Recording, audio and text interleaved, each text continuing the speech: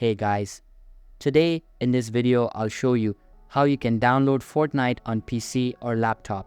So keep watching till the very end and let's get started. First of all, open any type of preferred browser on your PC and search for Fortnite. After that, scroll down a little bit and open up this Epic Games website. Once you click on it, you will be asked to confirm your age. After doing so, this type of web page will be displayed. Simply sign into your account and click on the download button at top right corner. Once the app is downloaded, install it onto your PC and open it up. Now make sure that your account is signed in. But if you don't have an account, you can always create a new one. Now that you are on the home page, simply click on the search bar at the top and search for Fortnite. Access the game and click on the install button at the right side of your screen.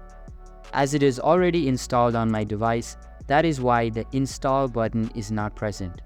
Once installed successfully, go to your account library and open the game to play. So that's basically how you can download Fortnite on PC or laptop. So that's all for this video. If you find this helpful, consider subscribing and giving this a big thumbs up. And I'll catch you in the next one. Thanks.